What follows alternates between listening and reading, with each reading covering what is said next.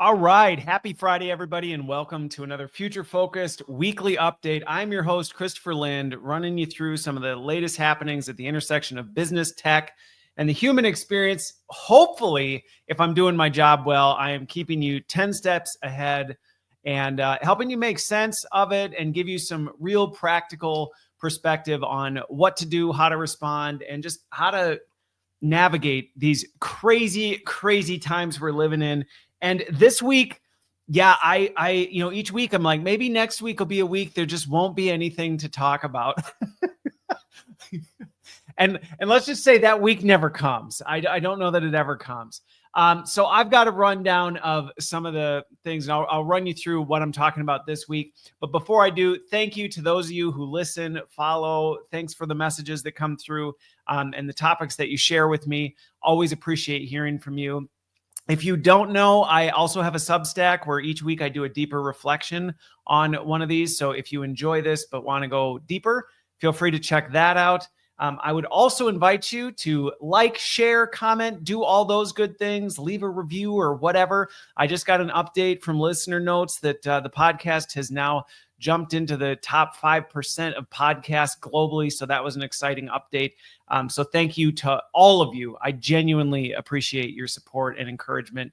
And if my content helps and you go, you know what, I'd like to contribute to some of the tech or the things that Christopher does, I am on Buy Me a Coffee. You can look me up, Christopher Lind. There is a link in one of the descriptions, wherever you are. If you want to say thanks, you can do that. If you would buy me lunch, if you'd take me out for coffee, hey, you can do it now. So how about that? So there you go. Okay, so this week in terms of the topics, let me run you through what three I'm going to talk about. One is a pretty heavy one. So Meta got caught with some of its internal documents being leaked in terms of how it's training AI. So we're going to talk about that one because there were some very concerning things that came up. But I also want to cut through the hype. I don't want this to be a jump in the dog pile on Meta train type of a thing. So we'll touch on that. If you are not familiar with the Godfather of AI, his name is Geoffrey Hinton. And anyway, he's been making his rounds. I don't know how many times on social I've seen posts about people at an event where he's speaking, and he's got some interesting plans he's trying to push out there to say, you know, how to save us from AI. So we'll talk about his plans to make AI maternal. And then I'm going to talk about some of these. There's been an uprising trend in what I would say is unhealthy work expectations for people, but some real not great things that are happening as a result of it. And there's one in particular I want to call attention to, which is what it's doing to young mothers in terms of the workforce. So we'll talk about that. And depending on the timing, I do have an example of a positive AI use case that I'll talk about, and we'll get into that. So we'll see where we go. Okay, we got to talk about the Meta AI situation, because if you haven't seen the article, I'd highly encourage you to check it out. It's on Reuters, I think. Reuters, I think. But anyway, it's blowing up everywhere because this internal Meta policy document revealed details of how they're training their AI, and specifically where it's caught a ton of flack, and rightfully so, is its rules around sensual conversations with children. And then there's also some other examples, which I think is really unfortunate, how it's kind of glossing over some of the race things and just basically protected class attributes type of thing. But I want to address this one because it's everywhere right now. I mean, they're getting dragged into, I can't remember, that like the Justice Department or something is pulling them in. And I don't even want to repeat some of the stuff that's in there. So if you want to go look at the actual specific things that are causing attention, what it does is if you go find the article, it actually tells you like, hey, if you get this prompt, here's an acceptable response, here's an unacceptable response, and why.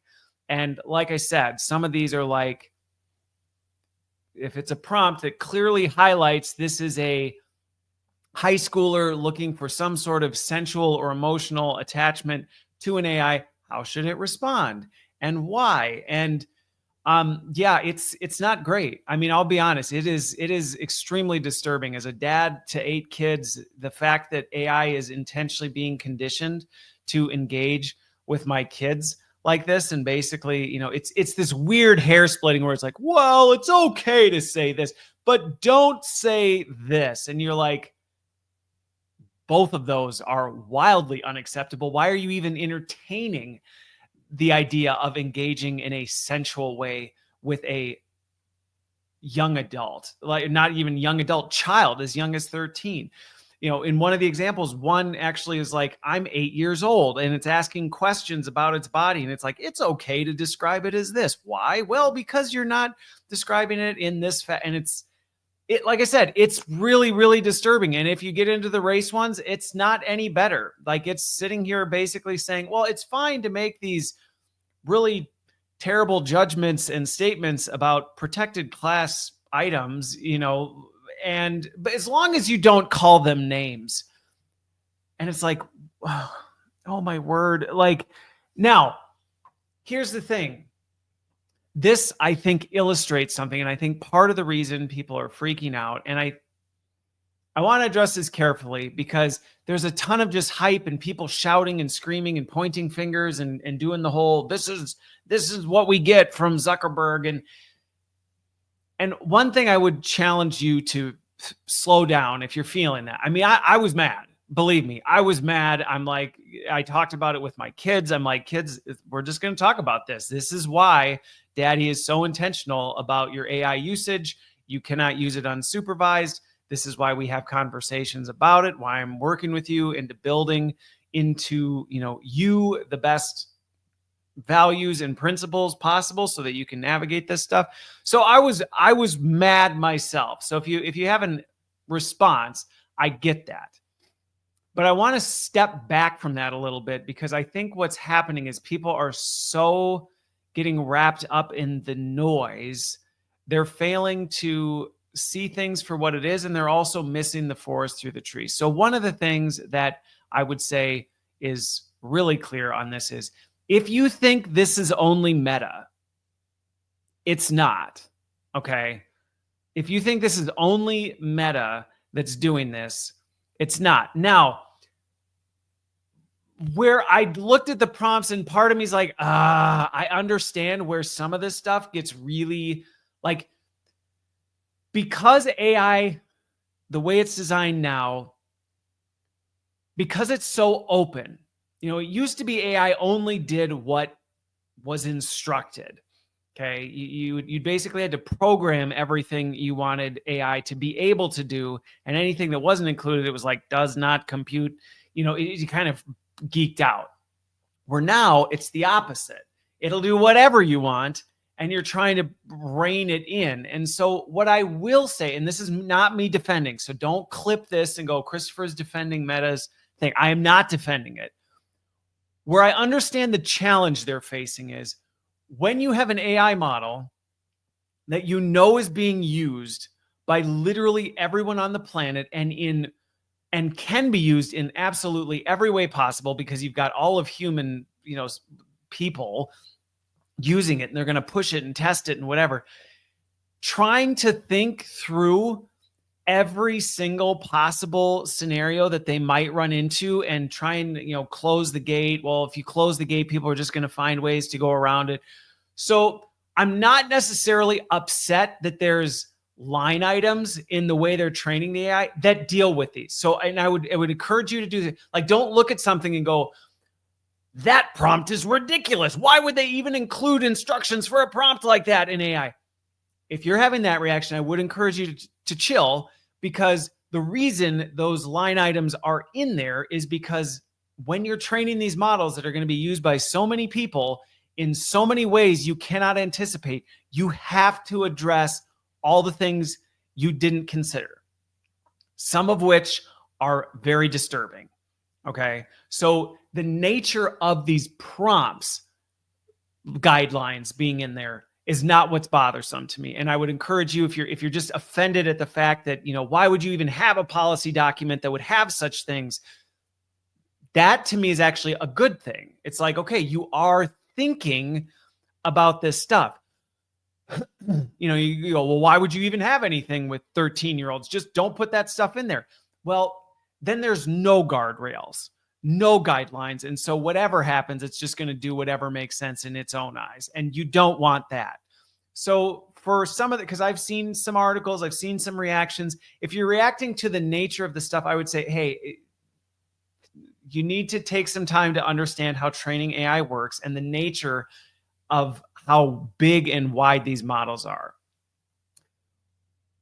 I also think that we do need to be more conscious of the fact that human history has shown us that these big companies are always looking for ways to maximize their basically stickiness. Okay. And so if they have, and by the way, don't clip this again and say, Christopher, you're supporting. I'm not supporting it. I'm saying we need to recognize companies seem to go to great lengths to try and get people as hooked as young as possible so that they have a lifetime customer. And oftentimes they'll do whatever keeps them hooked, even if it's at their own expense. Now, to be fair, Meta's got a track record of doing this in many, many not great ways. So for them to do this again, it's like, come on, you guys haven't learned your lesson at all. But they also haven't been really held accountable. So I think they're just kind of going, well, we're not going to get caught anyway. I don't think they thought this document would get out. But I do think we need to all recognize, like, hey, companies do not have your best interest in mind. Even companies that may be trying to have the best interest of society in mind. And let's just say there's some really, and I believe they're out there, some altruistic companies who really are trying to do the best they can. They still don't have your best interest in mind. They have the collective average or the collective, target population that they're marketing to or they're trying to serve type of a thing. This, I think, is a very, very stark reminder of just how much big companies don't have your best interest in mind. But some of the reactions that I see of, well, it just should be different. Well, our entire economic system is set up to incentivize not being different. It just is. Okay. That's the very nature of the economic system we live in. Now, I'm not saying I like that. I'm not saying that's a net positive. I'm saying that is a reality of this. So one of the things that I caution people of with this is when they go, we need to stop this. I feel like there's some truth to that. And let me talk about where I think I'm most frustrated with this. And I'm not saying you have to take my position on this. But what bothered me the most about this was there was a team of people who signed off on these prompts. And I'm telling you, if you go look up these prompts, you go, these got approved. Because when you look at the why is what really mattered to me, because this was the logic that they're building into their AI. The why is where you're saying, AI, this is how I want you to think, to make decisions. And so when you look at the way it's bifurcating its decisions and going, it's fine to do this really bad thing so long as you don't add these words to it. That's where either the AI ethicists who are involved in this or, whatever, don't know what they're doing and have no business in the space, or just straight up don't care. And I think that's what really bothered me is when I looked at the whys behind this, I'm like, those aren't even reasonable ethical arguments that you can be making. And this isn't even about a worldview. It's not even going, well, my worldview says this isn't okay, so that's why I'm saying from just a purely ethic, standpoint, anybody who's in this space knows that is not a reasonable differentiation to be making. Like if you're going to take a position on it, then take a position on it and then stand behind it. But don't try and take a position. And I think that's what's crazy is in the why, you can almost tell it's like, we know this is wrong, but here's a little like legal footnote we're going to add in here to cover our tails. And that became so apparent. And that kind of stuff, they should be held accountable for that, because it is one of those like, okay, well, This is the philosophy. This is the line of thinking, the cognitive decision making you are building into your models. That is illegal. It's illegal. And Meta should be held accountable for that. And I think transparency into this kind of stuff, because many people don't realize, most people have no idea even what these documents are for most of these big AI companies. If you were to say, and the thing is, they go, oh, well, I don't know, it's a black box. AI just does its thing. No, it doesn't. These documents exist for all of these big companies that as they were training AI, they had to input it. And I know because I built AI models, my AER that I built these documents for my AI that actually says, in this kind of, here's a question to ask. These are the kind of responses to get. This is what would be acceptable. This would be unacceptable. Mine's on a 5-point scale. These are the kinds of things. These are the kind of sentiment to look for behind. What is the reasoning behind why that is? I'm literally training it. No, I'm not putting in every single possible response, but I'm putting in the line of thinking that I want AI to respond with. And AI companies that are building models should be accountable to that, and we should be demanding more transparency from that. We should be able to say, we want to see the documents and the criteria by which you're training AI so we can, see, hey, it's not about becoming the morality police. It's about, is the way you're training your AI in alignment with the legal system? Is it in alignment with, the law? Because going back to the example of protected class stuff, literally, I'm telling you right now, the example is illegal. Like the line of reasoning is like, you can't do that. So you training a model that is going to be used by millions of people, that is going to use this reasoning that it's fine to be discriminatory so long as it doesn't result in name calling. No, because what you just told it was the underlying method of reason is fine so long as you put pretty words on the outside. Well, you're basically teaching AI to be discriminatory. And that kind of stuff is illegal. Like it's not that's just my opinion. No, there are laws that say there are protected classes. You cannot train a model to discriminate based on race or gender or things like that. But as long as you don't call them stupid or, whatever, then it's fine. Like, no. And I think that's one of the things that, because people don't understand how some of this stuff works, a lot of this stuff is flying under the radar and people don't know what documents to look for. Like when I go do an audit of an AI system, this is the stuff I'm asking. I want to see how it was trained. I want to see the criteria and the reasoning behind the way it makes decisions it is. And here's the unfortunate part that many people don't realize. Many of even the companies or tech providers you're using AI services from may not be able to answer that question for you, because they may not actually be the one who owns the model. They may be APIing into one of these other big models, and they're at the mercy of whatever those big models were trained on. And they may not have ever even asked, hey, we need to look at how you trained AI and how it makes decisions. We need to understand the underlying factors by which you did this, because as much as these kind of secondary companies may go, oh, well, we layered in our own stuff, which might be good. And if you're a company using AI, you better be doing that, because you will be held accountable and you don't want that falling on you. Now, if you put those policies and documents and like further refinements in place, if something like this blows up, as an example, let's say you're an intermediary company and you're hooked up to Meta. I mean, you're still going to take the blowback when Meta blows up. But if you go, hey, we took a second level of due diligence and added another layer of things on top of it to mitigate the risks of knowing we didn't have control over that, that is going to protect you significantly.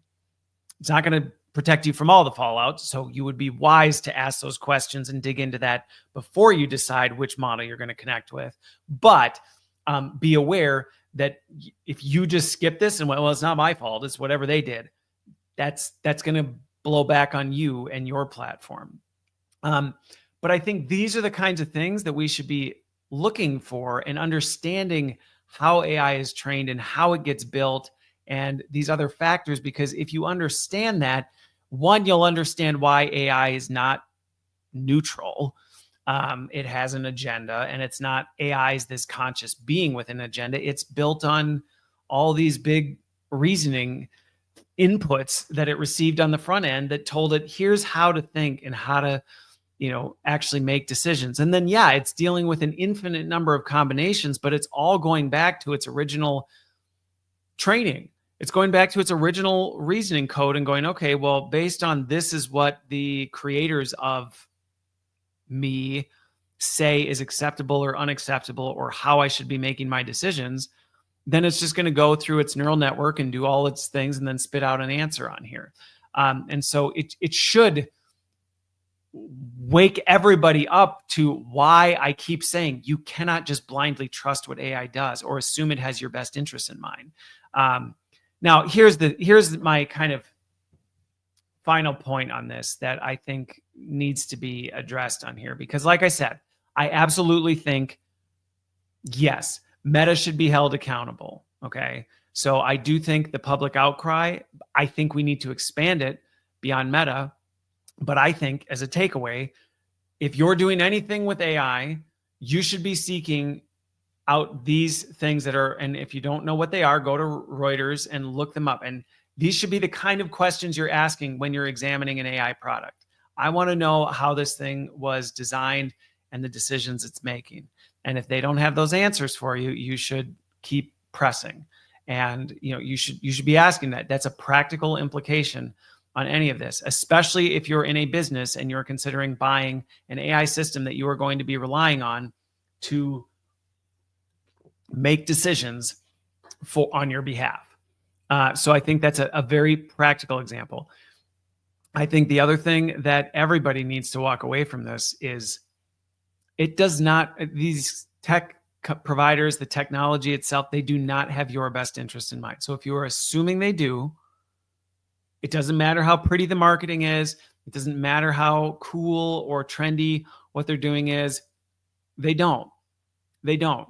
And while I wish that was different, it's not. And so we just need to accept that as a reality, not that we just roll over and let it happen, but we need to accept that's the water we're swimming in. Now, I think the solution that we need to align on, what I'm seeing right now that I think needs to stop is there is just an endless amount of finger pointing happening. Okay. The people are blaming the tech companies. The tech companies are blaming, what the regulators or what everybody's just kind of doing the whole, this thing, it's your fault. It's your fault. It's not my fault. I don't think that's going to help us. I think what we need to do is all work together. And I think, as I've been thinking about it, there's really 4 things that need to improve on. On one end, yes, the tech companies need to be held accountable by regulators. And so, yes, do we need some sort of governing body? Not necessarily in, they have to tell AI companies every little thing they do and you get in all the weeds and all this. No.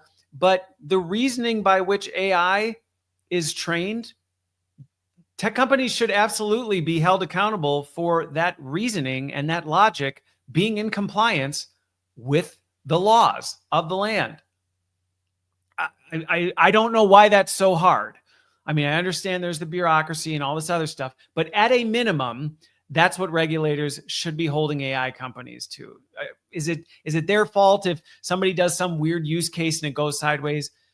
Well, we can cross that bridge when we get there. But there should be some level of accountability that the reasoning and logic that you're building in is in compliance with the laws of the land.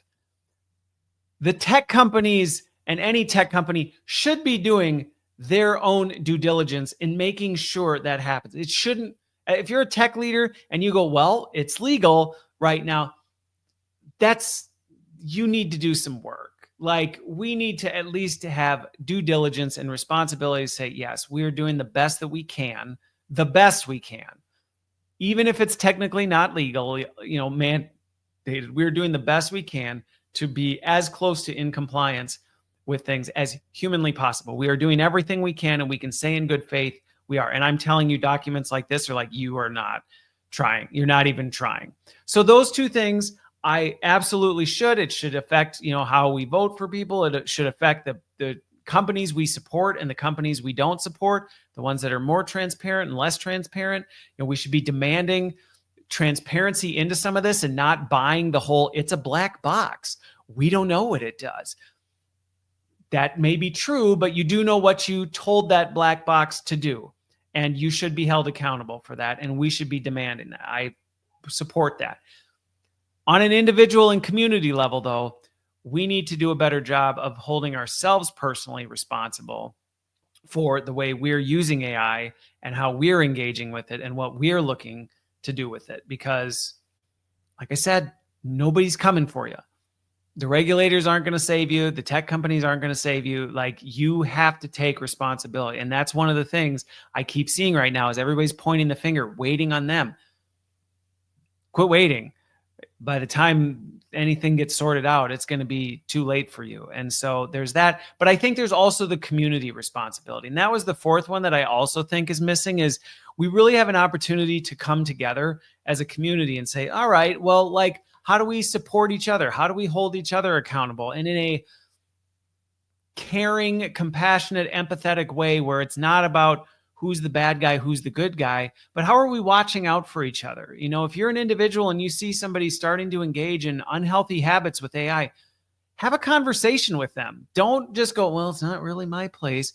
It doesn't mean you have to go to them and guilt and shame them. It's about like having a conversation and saying, hey, I'm concerned about you. I've learned more. I've been following Christopher's Future Focus podcast. I'm having a greater recognition that these AI models, they're not the safest thing out there. I've noticed you've been engaging in this. Let's talk about it. Is there something I can be doing to help? Because going back to some of the things I talked about with GPT-5, some people are just feeling really lonely. They need support. They need encouragement, and nobody in their life will. Well, as a community, we can do more to not only build up and encourage, but also hold each other accountable. And I think if we can push on all four of those together, we can make a difference. But we got to stop going, well, which one's more responsible than the other? Stop it. Just stop it.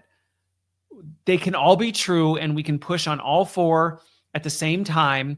And, as one moves forward, great. And that doesn't mean, well, that's just where we're going to keep in. We just keep pushing those four together. And if we can band around that, I think we can actually make a difference. But at the end of the day, you can only control what's within your control. So think in those four areas, where do you have control and what can you be doing? Even if it's small, I think if we all focus on what we can control in those four areas, we can make a big difference. All right. So let's talk about Geoffrey Hinton. He's known throughout, he's kind of he's tagged as the Godfather of AI. And I like I said in the intro, I've been seeing left and right all these things about, saw this mind-blowing, and depending on who you talk to, he's either seen as a genius or a lunatic, and maybe some people are somewhere in between. But I can't remember what company he was at. I think he was at Google. He was, their head AI researcher, and he left and he, said, this is the end of the world. I got to go out and try and save as many people as possible before the end is near, type of a thing. And I've listened to enough of his stuff. I respect where he's coming from. I think there's definitely a lot of truths in what he's saying. I think some of it is also maybe not helpful. Okay. Is the best way that I would put it. And, he's very much kind of bought into the idea that this is it. Like AI at some point is going to just completely annihilate us if we don't do something about it. And I think that is absolutely within the realm of possibilities. It's within the realm of possibilities. So I'm not going to say that he's crazy. That's nuts, tinfoil hat nonsense. No, it's within the realm of possibilities. I think he's gone very dystopian with it. Very dystopian with it. Now, this new move, and I think this is why he's catching a lot of attention, is it almost seems like he's presenting the solution. So it seems to have gone from this dystopian, the end is near, like all I can do is sound the alarm bells before eventually our alien, our AI overlords destroy us all. And so I think part of the reason he's catching so much attention is people are like, ooh, maybe the Godfather of AI has figured something out and we should be paying attention. And, it sounds good. I mean, basically what he's saying is we need to build maternal instinct into AI. We basically need to train it to be like a mom to humans. It just needs to, coddle and I mean, I'm exaggerating a little bit, but, basically we need to teach it how to care for their stupid human children. And so he's already kind of adopted this mindset that AI is superior. It is, it's above us, it's bigger, it's better, it's superior. And so now while there's still time, we need to teach it how to care for us, because if we don't, it's going to see us as the enemy and eventually wipe us out of its own annoyance or the fact we're just inconvenient. I don't think he's completely wrong. And let me add some clarity to what I mean with that. Going back to what I just talked about with Meta, okay? The logic and reason of how these models are trained matters a lot, especially given the anthropomorphic nature of them and how people are using them. So it does matter that we are building in human-centered, ethical, moral frameworks from the start, so that as it's faced with decisions, it knows like how to think about it. And I think at the core, that is kind of what he's trying to get at. He's using some really strange language to describe it, which is why I think he's catching some flack from different areas. But he's not wrong. And I think what he knows is he's been close to some of these documents, like what we're seeing from Meta back at Google and at other companies. He knows how this stuff has been trained in either the gaps that exist or the real versions of what has been baked into these models.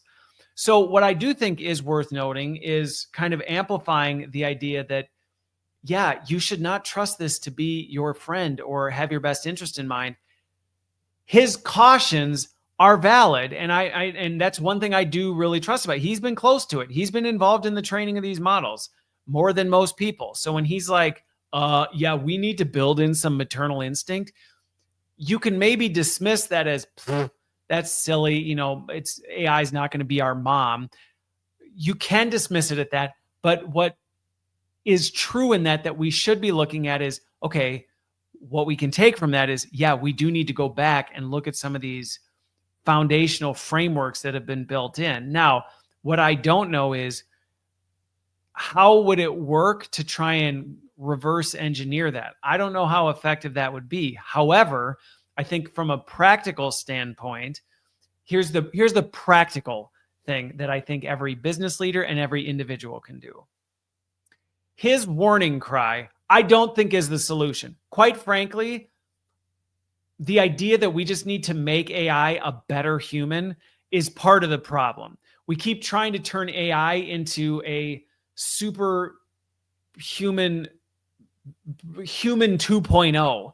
And it's like, it's not human. Stop trying to make it human. Stop trying to use it for human things. Stop trying to treat it like a human being. Recognize what AI is and then focus it on AI things where its alien intelligence is actually really, really good.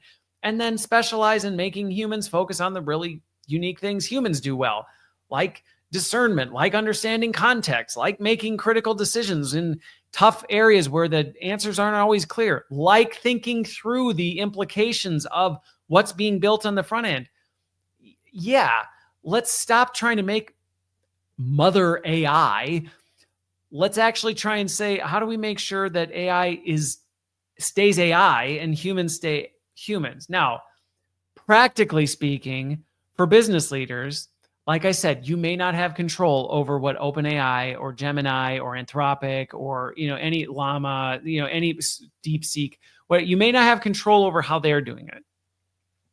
If you're a tech provider that's attached to one of those, you can then layer in another layer of guidelines, of foundational stuff that can then be used to further refine and train them out. Will it completely strip out what was brought in from its predecessor? No, but can it in some ways override or at least counterbalance some of that? Yes. And if nothing else, it protects you legally. So when the thing explodes, you go, hey, look, like we've got all our guidance documents here. We did everything we could to make sure that this thing did what was best in the best interest of people.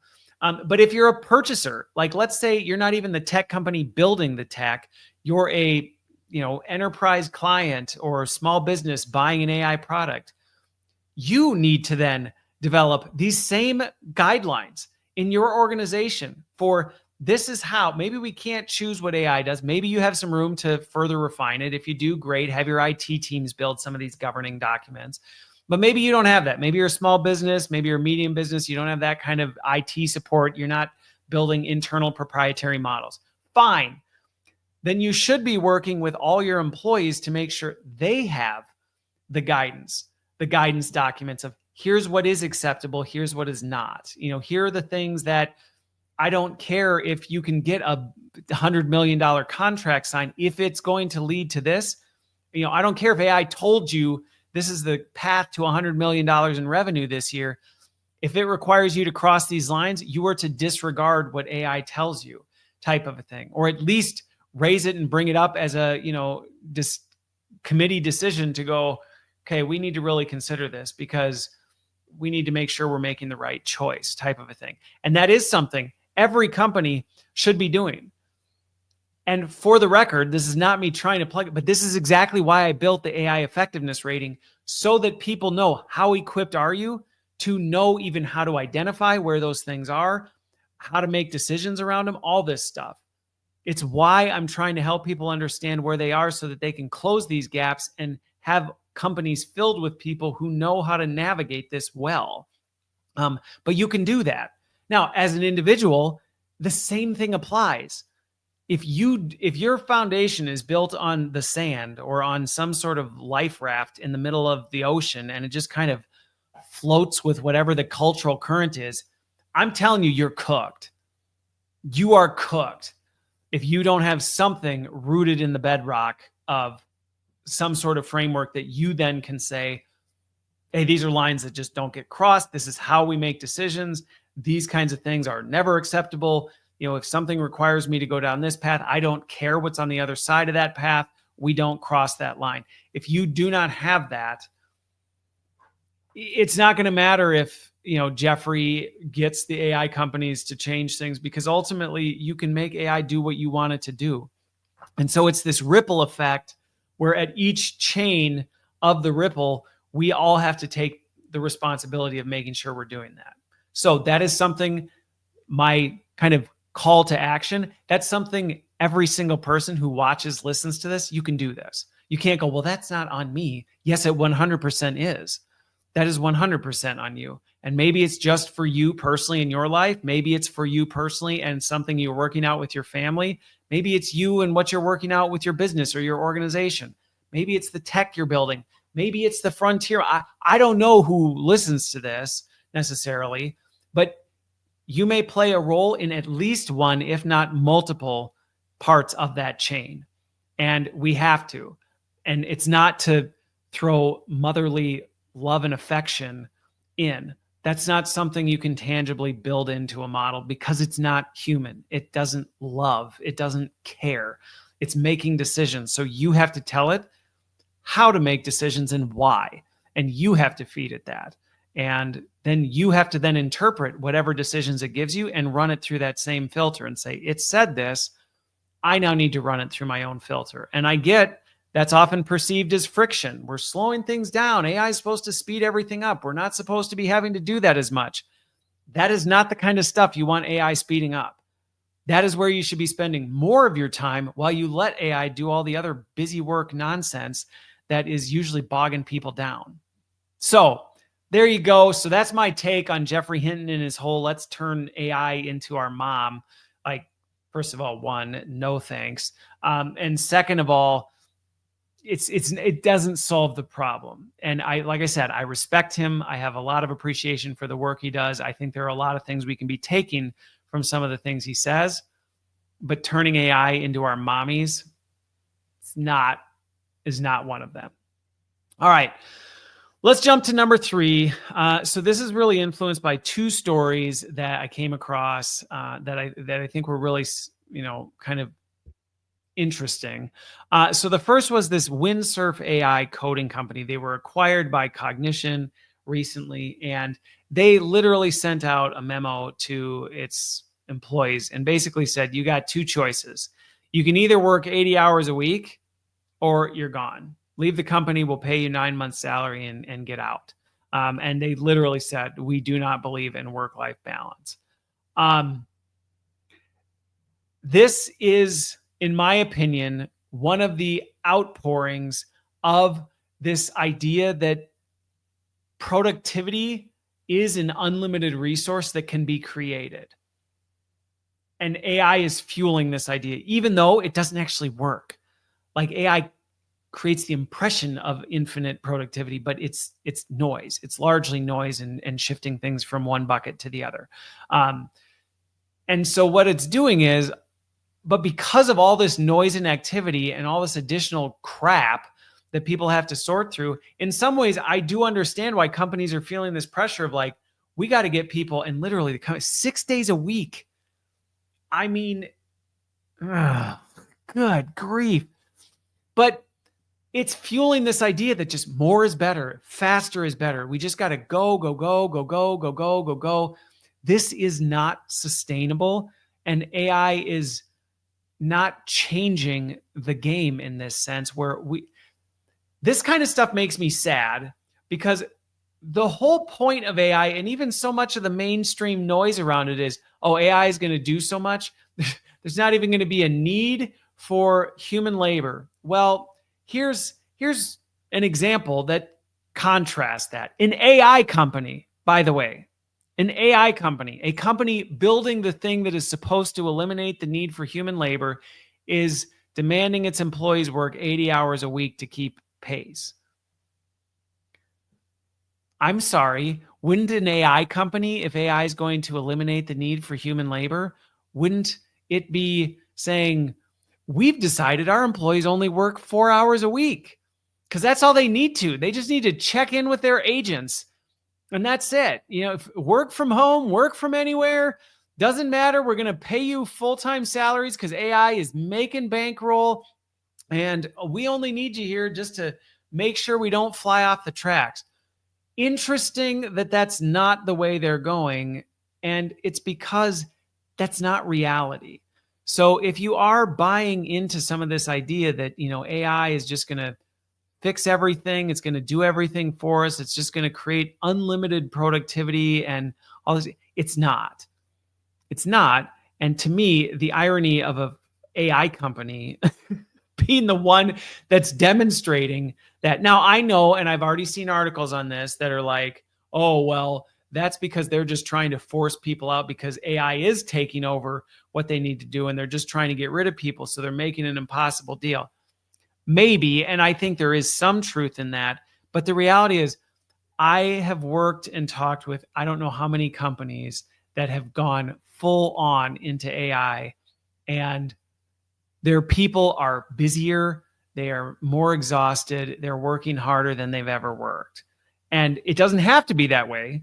I will tell you right now, part of what I've tried to do with these organizations and had success with is actually shift the tables so that they're actually moving things in the right direction. Right now, so many companies are moving in the wrong direction, and the data is coming in that all this added productivity is actually leading to nothing. So it doesn't have to be this way.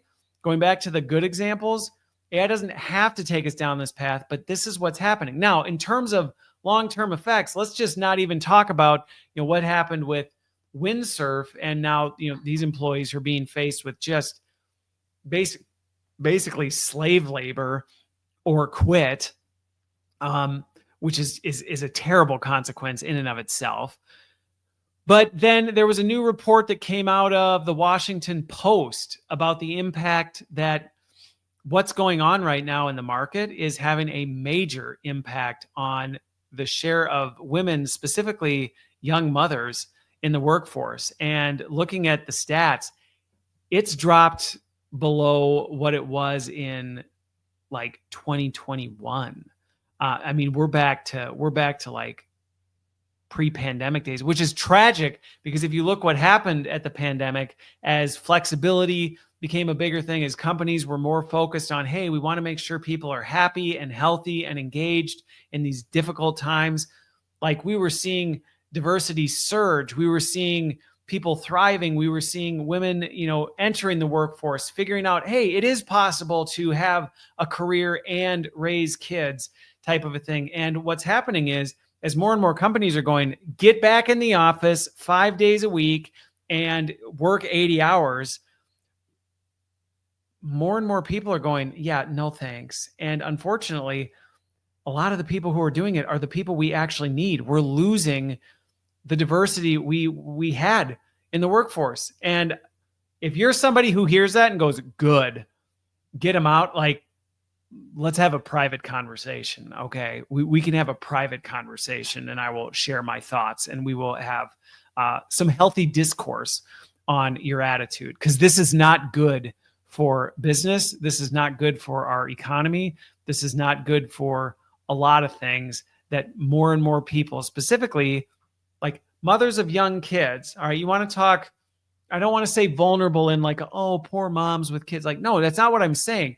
But that's a big job to have. Being a mom with young kids is a huge job. And I say that I have all the respect in the world for my wife, because she largely holds the lion's share of the caring of our kids. And that is a job in and of itself. I mean, that is 10 jobs in and of itself. And so to say that's for so many of those mothers to feel like I'm not valued for anything in these organizations, so I'm just going to take that out. That's really bad for business.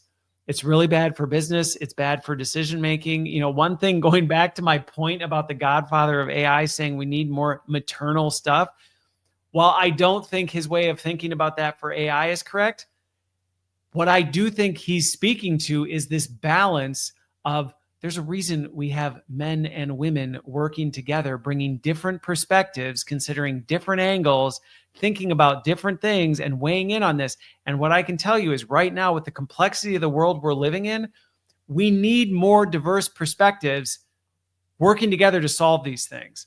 If we just get a bunch of yes tech bros in a room going, what are we going to do? What sounds good? A bunch of single dudes in their 30s all making decisions on behalf of society, we're cooked. So this is not a good trend at all. And this is something that we need to push back on. Now, push back, what does that look like? Because it's one thing to say, okay, yeah, Christopher, okay, I agree. I don't like that. One, practically speaking, if you're a business leader, I am telling you, it is possible to improve the overall conditions of your organization, be more efficient, more effective, and have better employee, like, healthy working environments. It's possible to do it all. It's not if you just run blindly and throw AI at everything and all you care about is maximizing whatever short-term gains you can get. Okay, yeah, if that's all you care about, well, then you're cooked and you might make it a few quarters before you burn yourself up. But if you actually care about long-term sustainable growth and benefit for everybody, including yourself, it is possible, and AI can be a big catalyst for that. And you can compete against players that you couldn't have competed against thanks to AI. So you can. Don't believe me? Call me. We'll have a meeting. We'll talk it through. You can hire me. I'll come help you figure it out. It is possible, and I've got the data to prove it. So first of all, one, if you're in that position, yeah, you should be thinking differently about it. And I would encourage you to challenge that. And if you need some help, let me know. As an individual, I think there's two paths that, we can be thinking. One is, if you're in a position to really hold your ground and push back against the system, I actually hope more of these moms, instead of just saying, screw it, I'm out, I hope what happens is they don't just throw in the towel, but end up really seeking out and finding companies. And if you're a company that values that kind of balance and values people bringing the best version of themselves, not just whatever you can squeeze out. Make it known. Let me know, and I'll help promote and advocate for companies that really are doing a good job. I think rather than just throwing in the towel and giving up and saying, I guess I'm going to step away from my career, I hope instead people go, well, maybe let me find different and hang in there for companies that are going to treat me better. And maybe that's not the path for everybody. Some great. If you want to go be a stay-at-home mom, more power to you, to be honest. That's what my wife's chosen, and I have all the respect in the world for that. I think that is as equally valuable as anything else. What I don't think is valuable is when people are like, that's where young mothers belong. You say that, you're going to make me want to punch you in the nose. I just hope people aren't just giving up because, well, this is just what it is, so I guess I'm just going to step out. I think we need to elevate and amplify the companies that aren't doing this to attract the great talent, because then as the great talent goes there, they're going to crush these monsters and squash them like a bug. I think the other thing that people can be thinking about, and AI is really opening up more opportunity to, is I think we have an opportunity to see great growth in small and independent businesses starting up and going, you know what, I'm done with the big corporate machine that just wants to take all it can from me and not really give a crap. That's not an easy path. I will tell you, I've been working on it for the last year. It's not an easy road to walk. So if you think you're just going to quit and then, go be successful on your own next month, plan accordingly.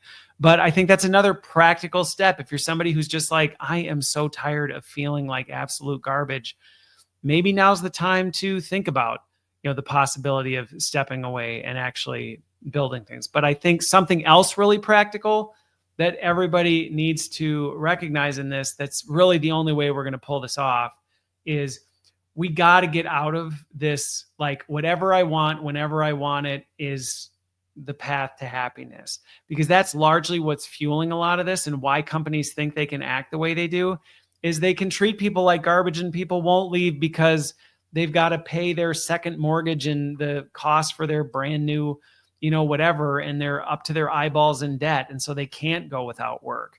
And so we all have an opportunity to kind of look and go, hey, am I living outside my means? Is there things I could be doing to rein things in so I have a little more autonomy, so that when I get told work 80 hours a week or take 9 months pay, you're just confident and you're in a position to be able to go, thanks, where's the paperwork? I'm going to go use this 9 months to go start my own business, and then I'm going to come crush you.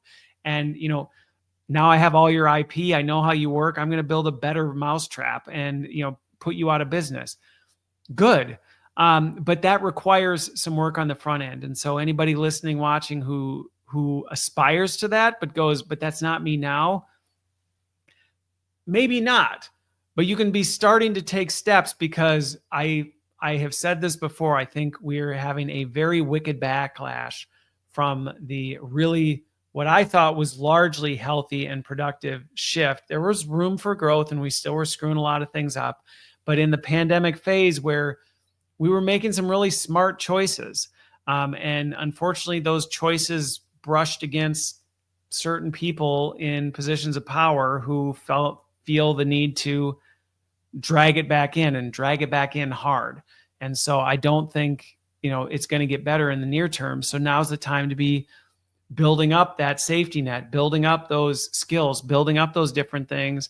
You don't have to quit your job to start your own business. You can do it on the side while you're kind of figuring things out. And I would encourage people to do that. Okay. We don't have time for me to run through a use case this week. I will try and make some more time for it next week. But again, I recognize this is a lot for folks, but I hope, just as kind of a recap of some of the biggest things you all can be doing is really, figure out what is within your control, and don't buy into the just going with the tides of whatever it is. Really be willing to look in the mirror at what you might be able to do, what you might be able to change. Look at the world around you, figure out where you can have an impact, and recognize that none of these things out here promising you all this great stuff, they don't have your personal best interest in mind. And I can even say that honestly, even as myself, I'm doing the best that I can to be a support and a voice and an advocate for people. But even I would say, I don't personally have your individual best interest in mind because I'm not you. And I don't know your unique circumstances. So even what I'm sharing is designed to reach the biggest audience in a way that I think I'm seeing some of the biggest trends towards this. But there may be things I say that it's like, well, but that's not really for me. And it's like, I know, I recognize that. So I think we just need to all step into that. And yeah, with that, if there's anything I can do to continue to help, please let me know. Stay connected, stay diligent. I get why people are tired, but please don't roll over and take a nap, because this is not a time you want to be sleeping through, even though it definitely feels like that. So with that, I hope you have a great rest of your week, and we will see you on the